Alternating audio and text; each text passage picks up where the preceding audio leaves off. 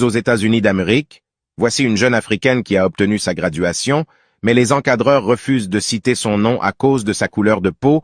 Elle a donc décidé de se présenter elle-même. Okay, go. Let's go.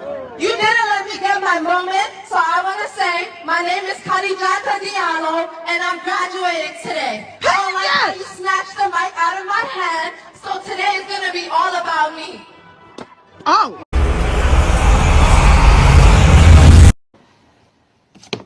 Oh, God. No. Oh, my God. Oh, my God. The rings, please. Oh, God. No. Oh, my God. Oh, my God. The rings, please. Oh, God. No. Oh, my God. Oh, my God.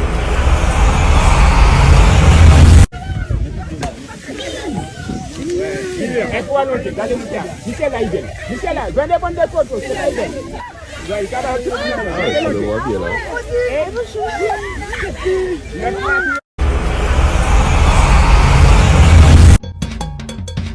Hola, hola, hola, hola, hola, hola, hola, monulo, hola, ya hola, hola, hola, hola, hola, hola, hola, hola, hola, hola, monulo, hola, ya hola, hola, hola, oh, monume, chiaye, monume, chiaye, oh, monume, chiaye, oh, monume, chiaye, oh, monume, chiaye, monume, chiaye, monume, chiaye, monume, chiaye. Breaking time behind the mango tree, the mango civil a joke.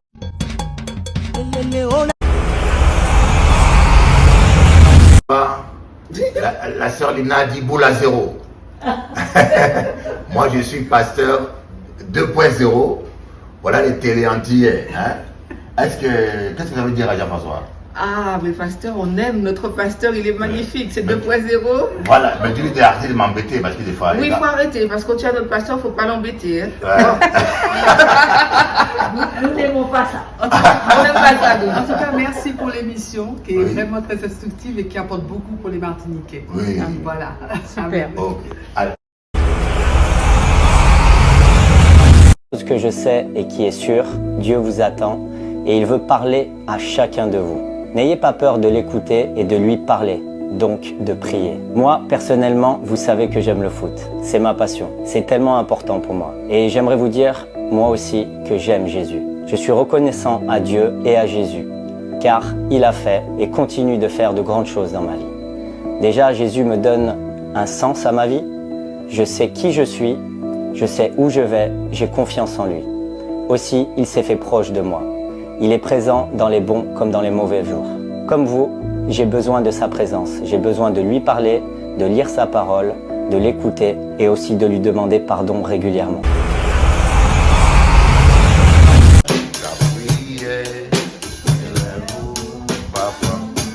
Amina, quand je jouais piano, quand je jouais batterie, bon pied. Jean-François, c'est pour cette batterie-là.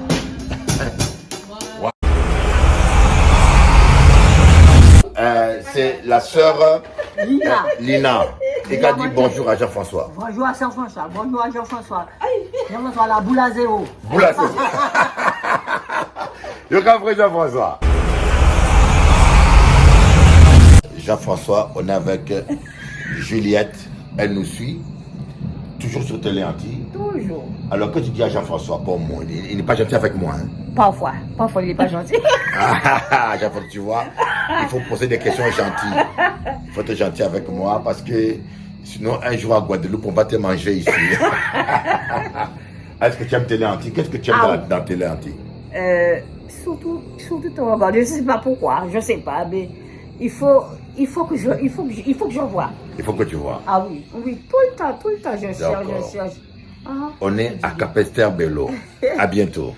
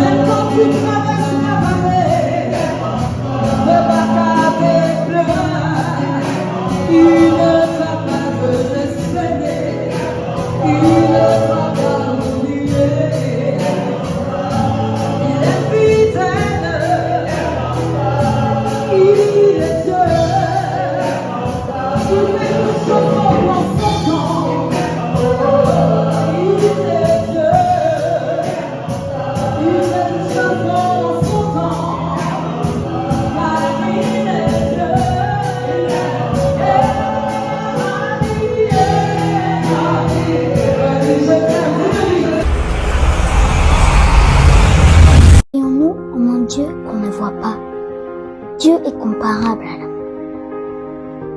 On ne peut pas expliquer ou forcer à quelqu'un de ressentir l'amour s'il n'a jamais connu l'amour. Pourtant, l'amour est réel. L'amour nous apporte le bonheur, l'espoir. Il a même le pouvoir de nous guérir.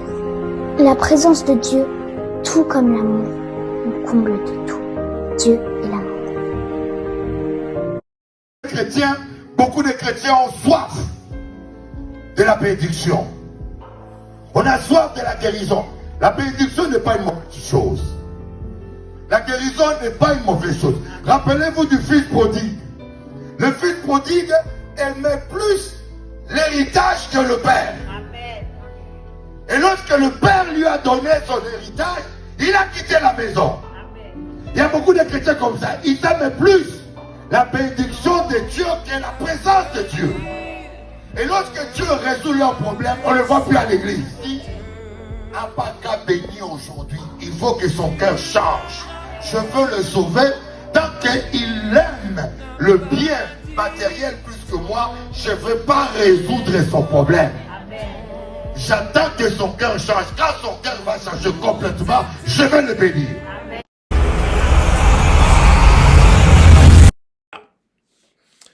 Bon, mais nous ne sommes pas là pour parler mariage, ce n'est qu'une introduction. Je tiens à vous dire que l'émission est enregistrée pour Télé Antilles aussi. Alléluia. Saint-Esprit, puisses-tu nous conduire. Saint-Esprit, puisses-tu nous parler. Saint-Esprit, puisses-tu nous éduquer. Alors aujourd'hui, je vais parler de la suite d'hier. Mais je vais essayer un peu d'ouvrir beaucoup de parenthèses pour parler du mariage, parce que bien sûr, le direct est diffusé à presque 1 million de personnes sur TikTok.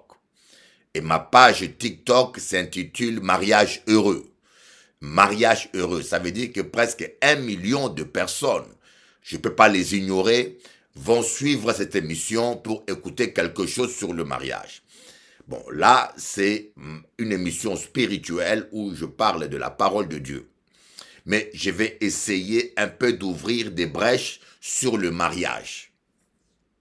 Alors, nous avons vu hier, nous avons dit que nous allons parler des 4 points cardinaux. Les 4 points cardinaux spirituels. Le premier point, c'est l'altitude. L'altitude, c'est la hauteur qu'il y a entre un point géographique et le niveau de la mer. Voyez, on dit 10 mètres d'altitude, 1000 mètres d'altitude, donc 1000 mètres au-dessus du niveau de la mer. Et l'altitude aussi spirituelle, c'est la proximité, l'élévation d'un homme, la proximité d'un homme auprès de Dieu. Voyez, plus vous prenez la distance avec les choses de la terre, plus vous vous rapprochez de Dieu. Et nous avons vu le deuxième point, c'est l'aptitude. Aptitude. Aptitude, c'est la capacité, la réactivité d'un être humain devant une situation. Voyez. Bon, maintenant, moi, je dirais l'aptitude spirituelle, c'est la réactivité de la foi d'un chrétien vis-à-vis d'une situation. Et je vous dis que Dieu aime les gens qui sont rapides dans l'obéissance. Nous devons avoir la vitesse de l'aigle. Oh my God! La vitesse de l'aigle. Vous savez, l'aigle, quand il vole très haut et qu'il repère sa proie, cet animal est fantastique parce qu'il calcule avec son petit cerveau la distance qui le sépare de sa proie, il calcule la vitesse du déplacement de sa proie et il calcule la vitesse qu'il doit avoir pour tomber exactement sur sa proie. Cet animal est un prédateur fantastique. Et l'aigle, quand il pointe son objectif, rarement il le loupe. Il tombe comme une balle, il plonge comme une balle. Les gens ont dit sa vitesse est très forte et il tombe sur sa proie. Et Dieu veut que nous soyons rapides, que nous soyons réactifs, que nous soyons rapides quant à l'obéissance, voyez, mais pas se précipiter, parce qu'il y a une différence entre la vitesse et la précipitation. Je ne sais pas si on vous l'a jamais dit, il y a une grande différence entre la vitesse et la précipitation. La précipitation, c'est quelqu'un qui agit sans révélation. Il ne connaît pas où il va, il se précipite comme ça, et on se marie avec précipitation, sans confirmation. Vous n'avez pas pris le temps de savoir qui est la personne avec qui vous vous engagez. On appelle ça la précipitation. Et la Bible dit que celui qui précipite, c'est pas tombe dans le péché. Il n'y a rien de pire que la précipitation. Mais la vitesse, c'est pas une précipitation. La vitesse, c'est ce qu'on sait avec qui on a affaire. On sait qu'on est dans le plan de Dieu et on s'engage rapidement avec vitesse pour ne pas donner le temps à l'ennemi de compliquer les choses, de faire des embuscades. J'espère que vous avez compris la différence entre la vitesse et la précipitation. Donc, notre aptitude à réagir. Dans la piscine de Bethesda, le plus rapide qui plongeait dans la piscine recevait sa guérison. Oh, Dieu récompense la vitesse, la bonne aptitude, la vitesse dans l'obéissance. Ne dis pas, ah, je vais régler ma vie demain. Non, si tu attends sa voix maintenant, règle ta vie maintenant. Ne dis pas, oh, quand ça va aller, quand je... Non, non, non, non, non. Quand il s'agit de l'obéissance, mon ami, le plus tôt tu te recadres, c'est le mieux. On a vu altitude, aptitude, maintenant la latitude. La latitude, c'est la situation géographique d'un point par rapport, je crois bien, à l'équateur ou à l'hémisphère, au méridien, je crois bien, voilà. Latitude, c'est la distance, la situation géographique d'un point terrestre par rapport au méridien. Cela veut dire simplement, dans l'angle spirituel, c'est la situation géographique d'un chrétien par rapport à l'endroit où Dieu le veut, où Dieu te veut. Si Dieu te veut au Congo et que tu es à Paris, mon ami, tu vas vivre le galère. Beaucoup de gens sont allés à côté du plan de Dieu à cause de ça, voyez.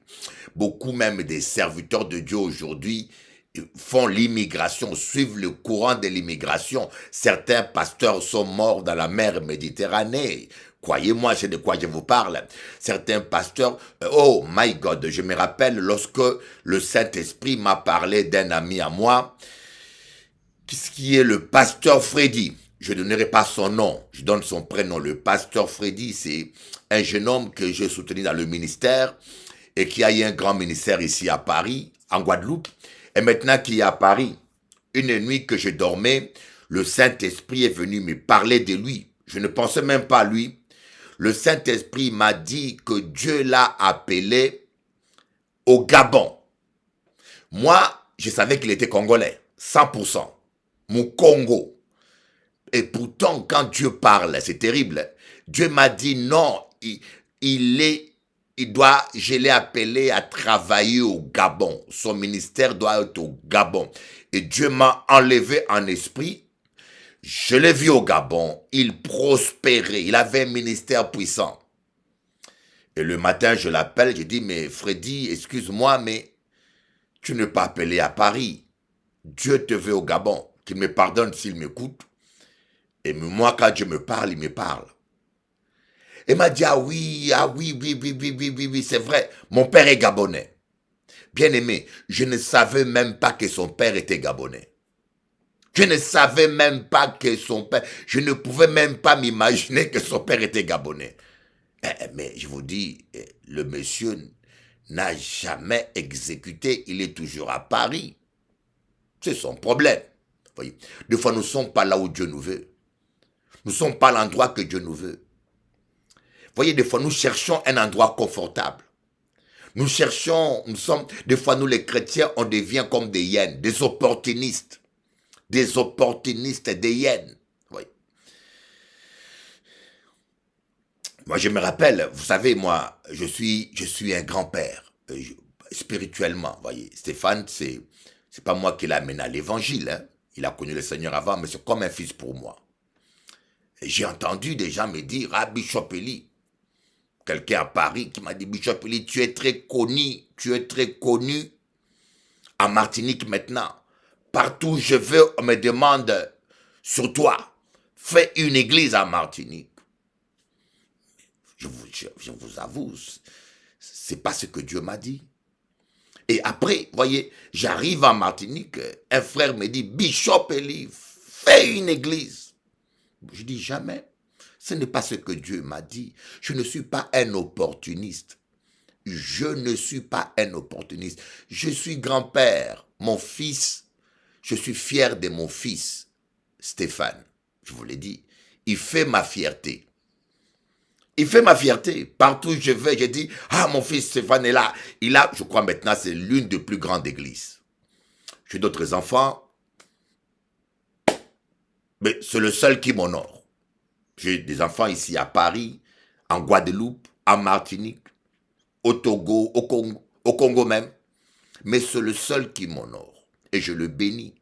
Et je suis fier. Ça fait ma fierté.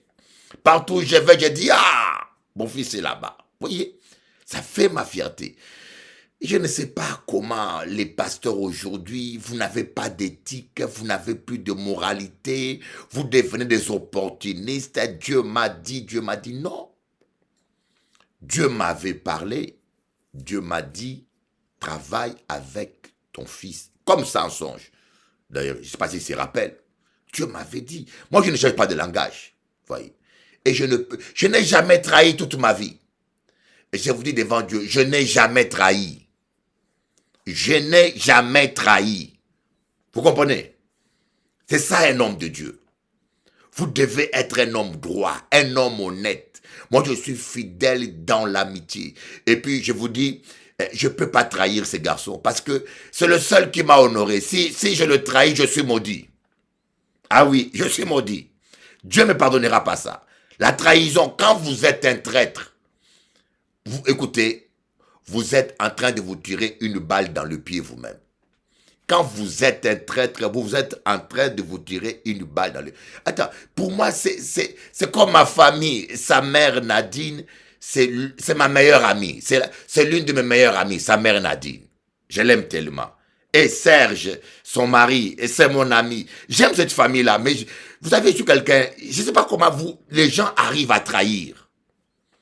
Quelqu'un qui te fait du bien, tu le fais du mal, tu ne peux pas être béni. Et voyez, votre attitude, voyez, j'aimerais vous dire quelque chose peut-être qu'on ne vous a jamais dit. J'aimerais vous dire quelque chose peut-être que l'on vous a jamais dit. Votre attitude vous fait plus du mal que les attaques de vos ennemis. Écoutez-moi bien. Votre mauvaise attitude vous fait plus du mal que les attaques de vos ennemis. Voyez, là je suis là, je fais le direct, il y a quelqu'un qui me traite d'escroc, il ne me connaît pas. Voyez. Bon, maintenant, si moi je garde la bonne attitude, je le bénis et je continue mon message, le Seigneur lui-même va s'occuper de lui. Voyez. Mais si maintenant moi, je réagis mal, je réagis dans la chair, je garde rancune contre la personne où je le maudis, je me tire une balle dans le pied. C'est important votre attitude. Nous devons apprendre à avoir la bonne attitude. La bonne attitude. Et nous avions vu surtout à l'égard de nos ennemis. On a vu que hier, le premier psaume était consacré à Dieu, à la parole. Heureux l'homme qui lit et qui médite la parole de Dieu nuit et jour. Le psaume commence, heureux l'homme qui n'écoute pas les conseils du méchant. Autrement dit, heureux l'homme qui n'écoute pas la parole du monde, mais qui lit et médite la parole de Dieu nuit et jour. Et merveilleusement, le psaume commence comme l'évangile des Jean. Au commencement était la parole, et la parole était avec Dieu, et la parole était Dieu. on voit un parallèle. Mais d'une manière bizarre, après le premier psaume, directement David parle des ennemis. En vain, les rois de la terre et les princes se liguent contre l'Éternel et son Messie. Donc, le premier psaume, c'est la parole. Le deuxième psaume, c'est les ennemis.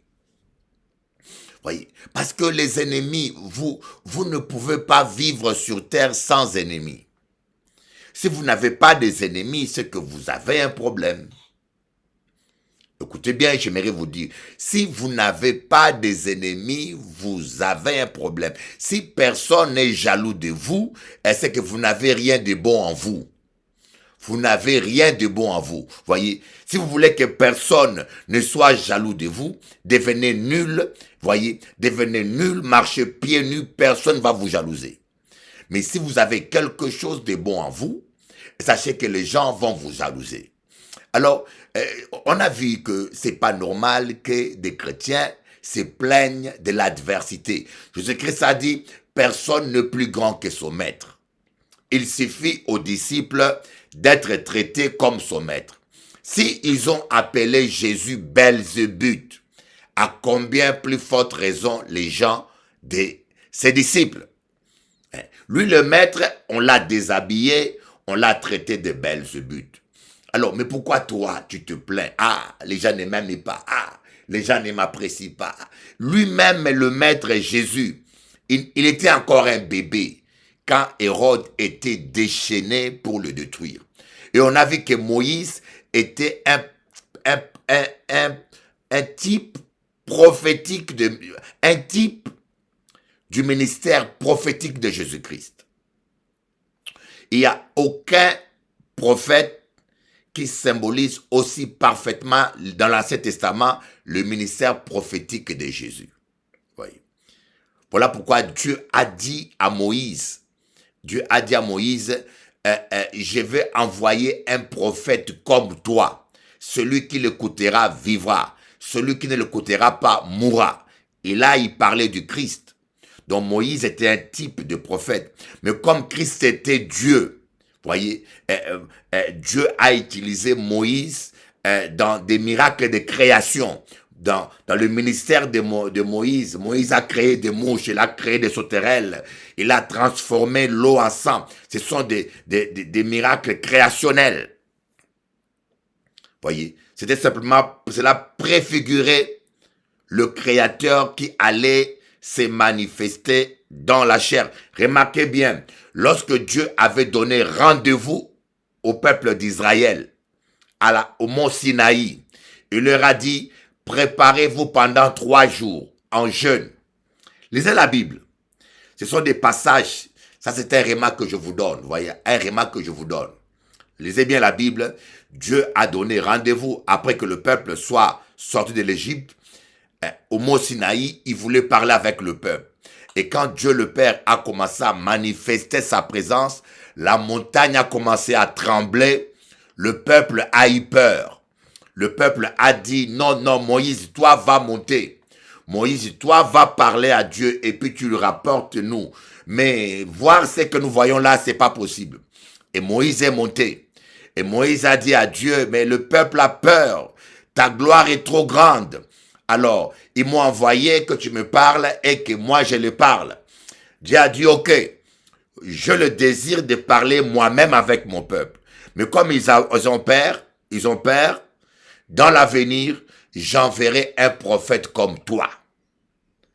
J'enverrai. Pourquoi? Parce que Dieu voulait lui-même parler à son peuple. Mais c'est parce que le peuple avait peur que le peuple a envoyé Moïse. Alors, en Jésus-Christ, Dieu lui-même est venu parler à son peuple. Jésus-Christ est le seul prophète qui n'a jamais dit « Ainsi parle l'Éternel ». Jésus-Christ est le seul prophète qui n'a jamais dit « Ainsi parle l'Éternel ». Non. Il a toujours dit « En vérité, je vous le dis ». C'était Dieu parmi nous. Emmanuel, Dieu parmi nous. Donc Dieu voulait traiter lui-même avec le peuple. Mais il ne pouvait pas descendre dans toute sa gloire de Père éternel. Parce qu'un être humain ne peut pas supporter cela. C'est pour cela qu'il a pris le corps du Fils, il a pris une forme humaine par laquelle il est venu nous parler. Voyez. Et nous voyons que Moïse était un type de Jésus-Christ. Pourquoi? Parce que Moïse est le seul prophète qui a l'attribut Dieu avec des majuscules. On a vu cela dans Exode 7, je crois, si je ne me trompe pas. Dieu va dire à Moïse, je te fais Dieu pour Pharaon, avec des majuscules. Comme on a dit, dans la Bible, il faut le témoignage au moins de 2 versets pour établir une vérité. Si vous avez une interprétation biblique qui ne s'appuie que sur un seul verset, vous avez intérêt à vous remettre en question. Et là, nous voyons Jésus-Christ porte l'attribut, Moïse porte l'attribut Dieu avec des majuscules, simplement parce qu'il était le type de Christ, Dieu, le Dieu prophète qui était Jésus-Christ, le Fils de Dieu. Alors, on a vu la mauvaise attitude qui nous amène à la jalousie, qui nous amène à la méchanceté. Regardons Caïn qui était jaloux de son frère Abel. Et la jalousie est très courante, bien-aimé. Ce qui tue beaucoup de chrétiens, c'est la jalousie spirituelle. Tu envies la réussite de l'autre au lieu de te réjouir. J'ai vu même des femmes jalouses du ministère de leur mari. J'ai vu des maris jalouses du ministère de leur femme. La jalousie est terrible. La jalousie est terrible. Si vous marchez dans la jalousie, sachez que vous vous fermez le ciel. Voyez, et la jalousie est un péché inodore, incolore. Quelqu'un peut être jaloux de toi, mais il te sourit. Il mange avec toi à table, il te sourit. Vous voyez Judas. Judas était mauvais, hypocrite. Malheur à l'homme qui se confie à l'homme et qui prend la chair pour son appui. Beaucoup de gens que vous appelez des amis, ce sont des faux. Beaucoup de gens que vous appelez des amis, frères en Christ, sœurs en Christ, c'est des sorcières des fois. Ne faites pas confiance à quelqu'un parce qu'il est frère en Christ ou sœur en Christ. Ne faites pas confiance à quelqu'un parce qu'il est frère en Christ ou sœur en Christ ou parce qu'il est pasteur. Pasteur. Les pasteurs d'aujourd'hui sont devenus dangereux. Je me rappelle d'une histoire vraie. Moi, je vous dis la vérité. Ne faites pas confiance à quelqu'un parce qu'il est pasteur. J'aimerais vous donner 3 histoires. Il y a un noir américain qui était en prison. Il a été enfermé. Quand il sort de sa prison, il apprend que sa femme va dans une église américaine, afro-américaine, avec sa fille de 15 ans. Il reste à la maison pendant que sa femme est là-bas à l'église. Elle chante Alléluia, danse Alléluia. Il rentre dans l'ordinateur. Il voit la conversation de sa femme avec le pasteur. Conversation malpropre, perverse. Il se rend compte que sa femme sort avec le pasteur. Il va fouiller encore les emails de sa fille. Il se rend compte que le pasteur sort encore avec sa fille de 15 ans. Vous appelez ça pasteur, vous appelez ça pasteur, hein? Diable en personne, le diable incarné, hypocrite, pire que Judas. Vous savez que le gars a perdu, sa tête a pété, il a pris un fusil, il est allé à l'église en personne, plein de rage. Le pasteur était en train de prêcher, Alléluia, Jésus revient, Alléluia. Le gars, il est rentré à l'église, il a avancé, tiré le pasteur une balle dans la tête. Tous les fidèles sortaient par... Oh! Terrible. terrible, mes amis. Les gens ne craignent plus Dieu aujourd'hui. Les gens ne craignent plus Dieu aujourd'hui. Malheur à l'homme. Moi, je connais une personne qui est venue me voir. Quand il a commencé à me parler de son passé, j'ai failli tomber. J'ai dit non, c'est pas possible. Ne regardez pas l'apparence. C'est pour cela que Jésus-Christ vous dit, soyez prudents comme des serpents, simples comme des colombes. Amen. Soyez prudents comme des serpents, simples comme des colombes. Et faites attention, ne faites pas confiance à 100% à un être humain. Il peut changer. Il n'y a que Dieu seul qui ne vous trahira pas. Il y a encore d'autres histoires que je peux vous rencontrer. Des choses qui m'ont tellement choqué. Je suis désolé, mais je suis désolé. Je suis désolé. Il y a des choses que certaines personnes que vous appelez pasteurs, qui peuvent vous faire, même un païen ne fera pas ça. Même, il y a un pasteur au Congo. Un pasteur au Congo. C'est comme moi avec le frère Félix. Je suis avec le frère Félix. Le frère Félix, il est malade, il part. Il me dit, Bishop Eli, je te fais confiance. Tu es un homme de Dieu, tu m'as baptisé, je te fais confiance. Voilà les papiers d'héritage, les papiers pour ma femme. Ma femme reste là. Je n'ai pas confiance à ma famille parce qu'en Afrique, c'est la famille qui récupère les biens des fois de celui qui est parti. Je n'ai pas confiance, Bishop Eli, tu es un homme de Dieu, garde les papiers pour ma femme. Comme ça, après moi, tu donnes mon terrain à ma femme. Un pasteur connu au Congo, le pasteur prend les papiers du terrain de la pauvre dame. La dame vient, donne-moi mes papiers, mon terrain. Ah, tu es belle, on va prier, viens, on va prier. Oh, donne-moi mon héritage. C'est devenu la prière. Il faut qu'on prie, il faut qu'on partage. Pasteur, donne-moi mes papiers. Mon mari m'a dit que c'est toi qui l'as. Ah non, on se voit au restaurant. Ah! Non, pardonnez-moi. Moi, il y a des choses que je n'accepte pas. Je ne juge pas. Je ne juge pas, mais si c'est vous trouvez ça normal, vous dites, ah ouais, non. Une telle personne, il faut les chasser. Le monsieur a demandé à la veuve de coucher avec lui pour avoir ce qui lui revient. Il commence à faire un soi-disant homme de Dieu. Là-bas au Congo, vous ne craignez plus Dieu. Pardonnez-moi, en Afrique, on ne craint pas Dieu. On méprise Dieu. Voyez, les Chinois respectent plus Bouddha.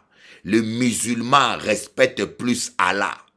Mais les chrétiens, surtout Congo, africains, les blacks, nous ne respectons pas Dieu. Voilà pourquoi nous sommes sous la malédiction. Voilà pourquoi l'Afrique ne décolle pas. Parce que nous ne craignons pas Dieu. On a fait de l'évangile. Regardez les Chinois, est-ce qu'ils font du Bouddha le commerce? Un Chinois, s'il va avoir des sous, il fait un restaurant. Voilà. Un Chinois, s'il va avoir des sous, il fait un restaurant. Un Arabe, s'il va avoir des sous, il crée Exocet, il crée ses petits restaurants. Dans tout Paris, on le connaît avec ça. Un Portugais, s'il veut faire des sous, il fait les bâtiments. Mais un Afro-Congolais, s'il va avoir des sous, allez, il devient pasteur. Zamba poni yo osalela ye nanto tope na motema na yo mobimba Zamba poni yo osalela ye Zamba poni yo osalela ye nanto tope na motema na yo mobimba Zamba poni yo pam pam pam pam tala na kati ya Bible denge Yesu apona kaba apostolo Zamba Paul. Ah, mon ami, pourquoi nous sommes comme ça? Tu es un homme, tu as des bras, va faire du business, fais comme les Chinois, fais comme l'Arabe, fais comme les autres. Il faut que tu fasses on est tellement stupide, au manque d'imagination, il faut que tu t'improvises apôtre. Tu ne respectes pas Dieu. Dieu t'a pas appelé petit. Va faire ton business. Voilà comment les églises pilulent, hein? Les églises qui n'ont ni tête ni que montagne. Maintenant, je vois des séminaires, comment devenir riche. Comment devenir riche. Et la personne qui vous enseigne comment devenir riche, lui-même il est fauché. Lui-même il cherche l'argent. Hein? Et puis il vient et vous dit comment devenir riche. Et puis il commence à vous dépouiller. Bande de voleurs. Bande de voleurs. Oh Yamasha Yamaba. Comment devenir riche. Tu es aussi riche. Donne-nous l'argent. Comment devenir riche? Tu commences à ramasser, tu commences à prendre les sous aux gens. Donc toi-même tu n'es pas riche. Les églises sont devenues des lieux de escroquerie, c'est vrai. Et j'ai toujours dit cela, et je le répète. Les conventions payantes sont diaboliques. Moi, jusqu'à ma mort, je ne ferai jamais de conventions payantes. Je vous l'ai dit, ça, je ne changerai jamais. Les conventions payantes sont du diable. Le problème, c'est que nous, les francophones, nous copions tout ce que font les anglophones. Alors, quelqu'un qui n'a pas l'argent n'a plus accès à la parole. Est-ce que c'est normal? Quelqu'un qui n'a pas de sous ou qui est fauché ne peut plus écouter la parole de Dieu. Convention payante, c'est du diable.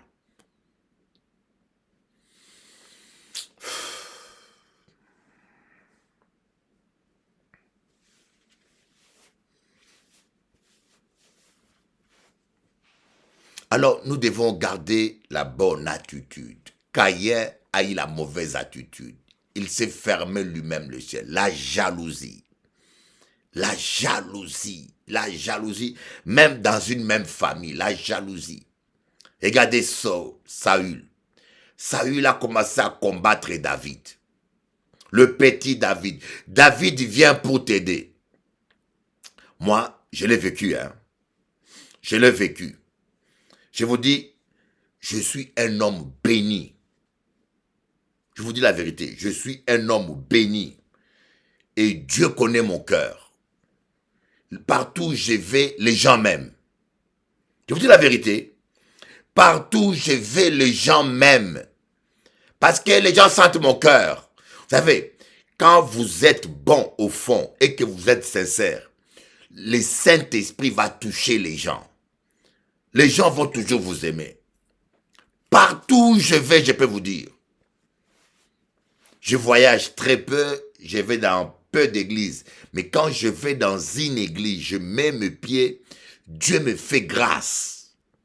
Parce que Dieu connaît mon cœur. Dieu connaît. Tu peux mentir les gens. Tu peux mentir, faire l'escroquerie. Mais quand tu es vraiment sincère, Dieu va travailler pour toi. Et il y a certaines personnes qui vivent ça mal. Certaines personnes vivent ça mal. Hein? Dieu a dit à Caïn, change ton cœur. Pourquoi tu es jaloux contre ton frère Abel? Change ton cœur et tu relèveras ta tête. Change ton cœur. Si vous ne savez pas vous réjouir de la réussite de quelqu'un d'autre, vous avez un problème. Si vous ne savez pas dire Seigneur merci pour David. Les gens chantaient, David a tué 10 000, Saül a tué 1000. Saül est devenu malade. Saül est devenu malade. Il a commencé à chercher à tuer David. Vous savez, la jalousie rend méchant. Au Congo, certains pasteurs s'empoisonnent. Pouvez-vous vous imaginer que des gens qui se disent hommes de Dieu vont jusqu'à s'empoisonner? Jalousie. Jaloux du succès de l'autre. Je connais un autre qui dit à une femme de faire scandale sur l'autre pasteur. Jalousie. Il dit, va dans les réseaux, fais scandale, va les dénoncer. Et la femme a enregistré. La pauvre femme, l'ex-femme de l'autre pasteur, enregistré. Parce qu'il aimait encore son mari. Il a tout enregistré. Ah! Jalousie. Motema mabe. Motema bololo. Hein? Surtout, nous les Afro, nous sommes toujours jaloux l'un de l'autre, jaloux. On vit mal la réussite de l'autre. On vit mal. Ou bien on essaye de copier et quand on n'arrive pas, on commence à les détester. Mais quand tu as la bonne attitude, la réussite de l'autre va te réjouir. Si Dieu le bénit, ce Dieu-là qui est juste me bénira aussi. Si Dieu le bénit comme ça, un jour aussi me bénira. Voyez, parce que Dieu est juste. Il ne fait acception de personne. Il ne fait acception de personne. Si Dieu le marie, il me mariera aussi. Et si Dieu le restaure, il me restaurera.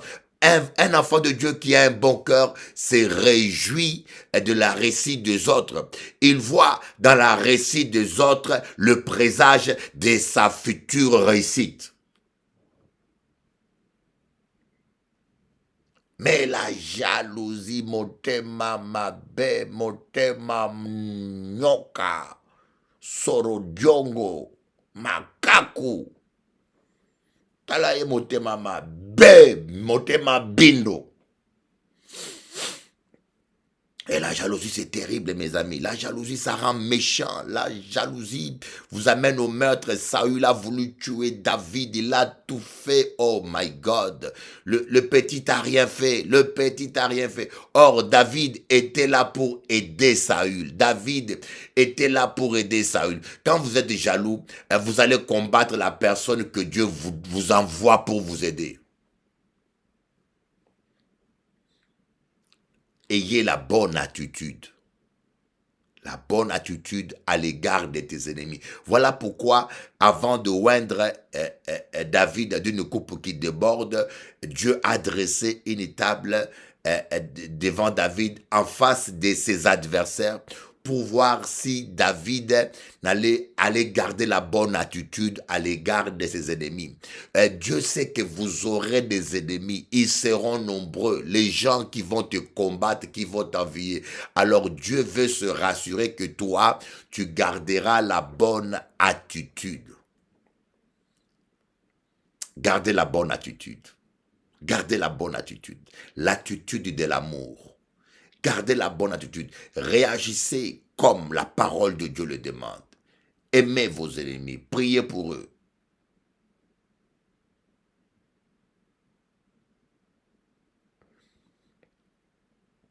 Alléluia. Voilà pourquoi je vous dis, il faut dire, Seigneur, donne-moi un cœur qui sait aimer. Vous savez, les sentiments de jalousie, d'envie, de haine sont comme des herbes sauvages. Parfois, ils poussent seuls dans votre cœur. Voilà pourquoi Jésus dit, veillez sur votre cœur. Veillez sur votre cœur. Parce que les sentiments-là, des fois, l'ennemi vient jeter les mauvaises graines dans votre cœur. Votre cœur est comme un champ. Jésus a dit dans la parabole du blé et des livrées, qu'est-ce que Jésus a dit? Un homme a semé du blé, l'ennemi est venu la nuit s'aimer des livrées. Tu peux être un enfant de Dieu, tu es honnête, tu es sincère.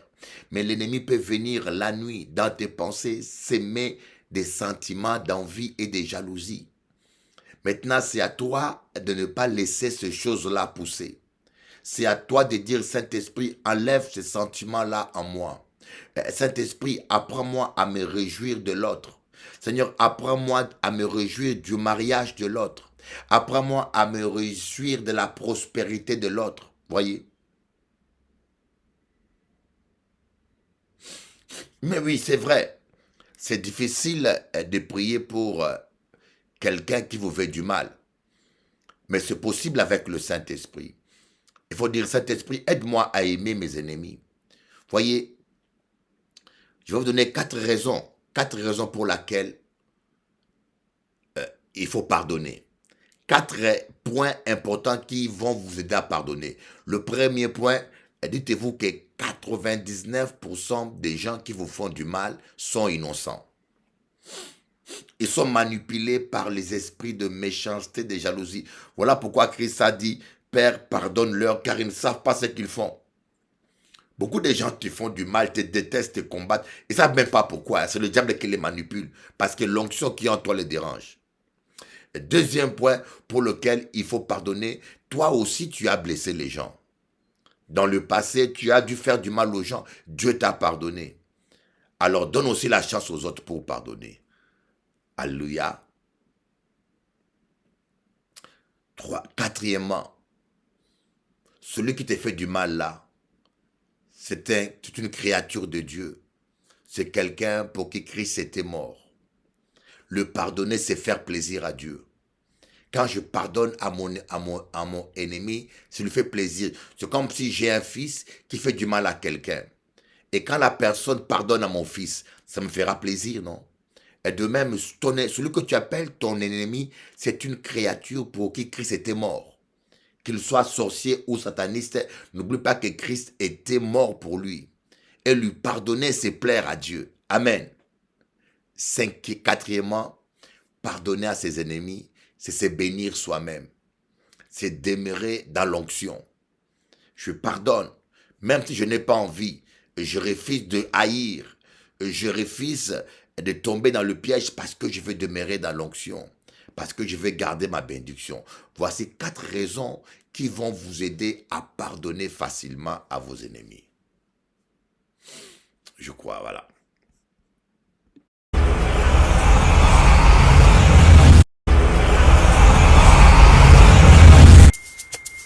Celui qui est en toi est plus fort que celui qui est dans ce monde. Le nom de Jésus-Christ est au-dessus de tout nom. Tout genou fléchira et confessera que Jésus-Christ est Seigneur. Nul ne tiendra devant toi tous les jours de ta vie. Toute arme forgée contre toi sera vaincue. 1000 tomberont à ton côté, 10 000 à ta droite. Tu ne seras jamais atteint. Parole de l'Éternel. Il est vivant, Jésus est vivant. Purchase your track today. Jésus est vivant.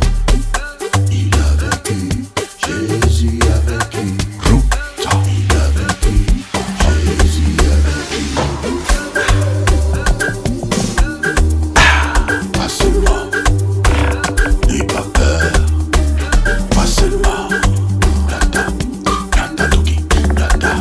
Purchase your track today. Nata Komona Yesu Nata. Nul ne tiendra devant toi toute la durée de ta vie.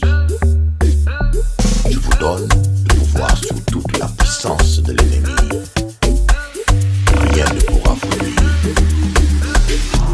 Celui qui est en toi est plus fort que celui qui est dans ce monde. Purchase your track Parole today. de l'Éternel. Il est vivant, Jésus est vivant.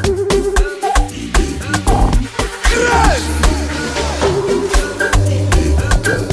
Jésus est vainqueur. Il est vainqueur, Jésus est vainqueur. Il est vivant, Jésus est vivant. Purchase your track today. Jésus est vivant. N'aie pas peur. Crois seulement. N'aie pas peur. Crois seulement.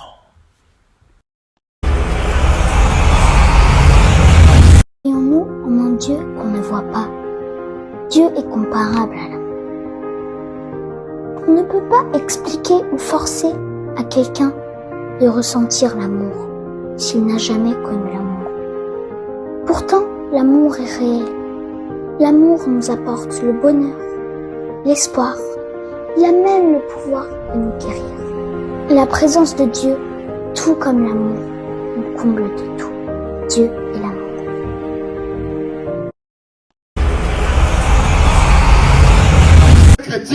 Beaucoup de chrétiens ont soif de la bénédiction. On a soif de la guérison. La bénédiction n'est pas une mauvaise chose. La guérison n'est pas une mauvaise chose. Rappelez-vous du fils prodigue. Le fils prodigue aimait plus l'héritage que le père. Amen. Et lorsque le père lui a donné son héritage, il a quitté la maison. Amen.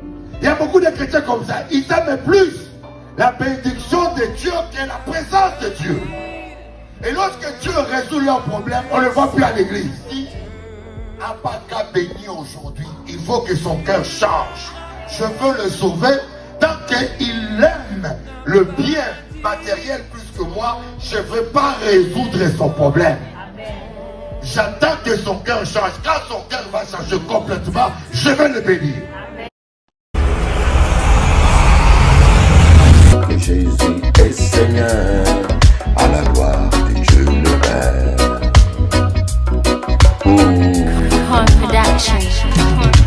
Lève tes mains, loue le Seigneur. Lève tes mains, loue le Seigneur. Lève tes mains, loue le Seigneur. Gloire au Jésus. Gloire à Dieu. Lève tes mains, loue le Seigneur. Lève tes mains, loue le Seigneur. Lève tes mains, loue le Seigneur. Gloire à Jésus-Christ. Gloire à Dieu. Malgré ma souffrance, mes déceptions, mes douleurs, je ne cesserai pas de louer le Seigneur. Il a tant fait pour moi, mon ami.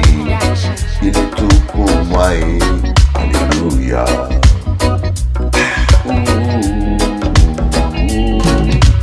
Lève tes mains, loue le Seigneur. Lève tes mains, loue le Seigneur. Lève tes mains, loue le Seigneur. Ne désespère pas. Oh non, non, non, non, non.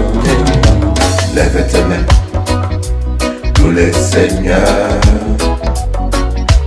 Lève tes mains, loue le Seigneur. Lève tes mains, loue le Seigneur.